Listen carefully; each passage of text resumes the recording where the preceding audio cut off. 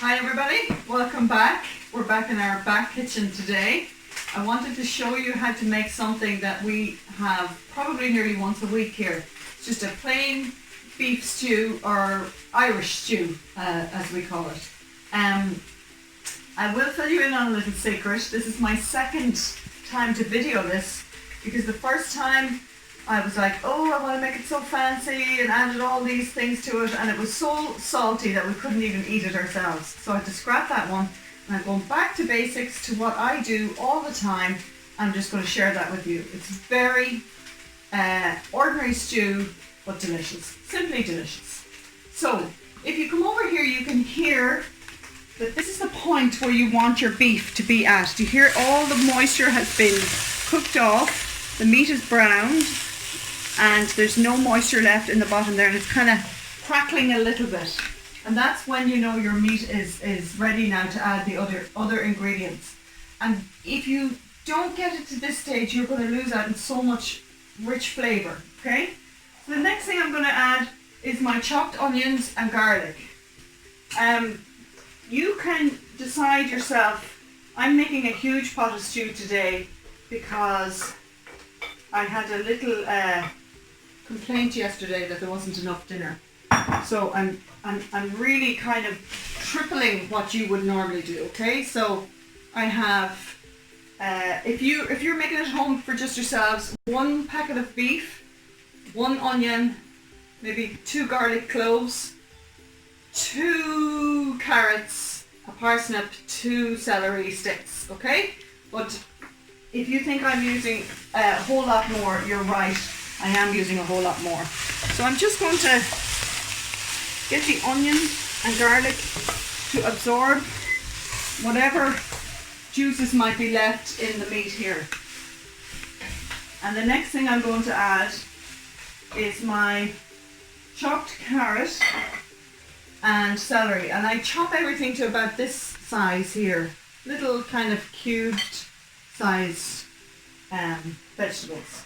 So I'm just going to pop them in here as well. And I also have parsnips here and some more carrots. I'm just going to wing this and see how much I can actually get into the pot. If you're adding a parsnip, you can add 1 parsnip to every 2 carrots is usually a good way to go. Now the vegetables will also reduce down, and the pot won't be quite as full. So you just basically mix everything around like that, and then I'm going to put 2 bay leaves in here as well, 2 little bay leaves, and I'm going to put the lid on. I'm not going to add any oil. I didn't add any oil to the meat, and I have no oil or no water in here. And this is the point where you're going to steam everything or saute everything together. And what you're actually doing is you're sweating your vegetables, and you're going to sweat the flavour out of your vegetables. And this is top tip for stews and soups. No moisture until you've sweated your vegetables until they're almost cooked, okay? So I'm going to put the lid on, turn the heat way down, and sweat it for about 10 minutes. See you in a minute. 10 minutes has passed now, and let's have a look in here. Oh, you see I've moved pot. I just decided I'd use my bigger pot. But you can see the colour has changed. Everything is softening down, and they are now, they've sweated enough, okay? So I'm going to add, by the way, I added a tiny drop of water because everything was starting to stick to the bottom of the pan. You can just add a teeny tiny drop of water to get things moving. So Maria, if you want to come over here, we'll with the camera and we'll show the guys how much water to add in then that will form the basis of our gravy. You want to do it to just about 2/3 full. You don't want to cover everything in water because that would make a really runny, wet stew. You don't want that. So I'm just going to bring this up to the boil again, and then we're going to add our thickener, okay? So guys, the water has now started to come to the boil here. You can see that.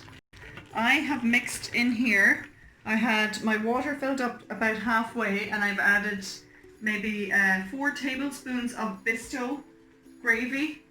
I'll show you a picture of that in a second. It's just basically a thickener for stews and gravies, and I like to use it in this because my mammy used it. What can I say? For my North American friends, some people have been able to source it. So the trick for doing this is turn the heat off, okay? Because if you add this to this bubbling, it will just thicken and curdle into lumps, and we don't want that. So adding very slowly and stirring all the time. I'm just going to add a little bit at a time, okay? And I'm just trying to get it mixed right through. If you want to come over here, Maria, just to see how much it'll thicken up as I add little by little. Just keep adding. See how thick it's got already? A nice, rich, thick. You need a big man's arm to get this huge pot of stew mixed through. Just like that. Just keep going, and you ignore somebody calling mom, mom through the door there. Okay, I'll go and grab my Bisto so I can show you what it looks like on the packet. I'll be right back.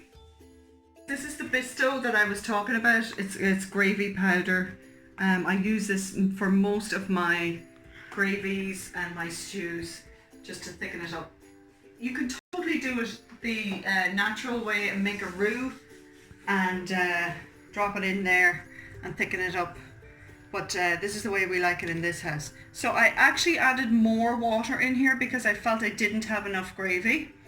And I brought it back onto the heat again just to heat up that water. And you can see how nice and thick that all looks. So I would leave that on there to cook for another 10 minutes or so.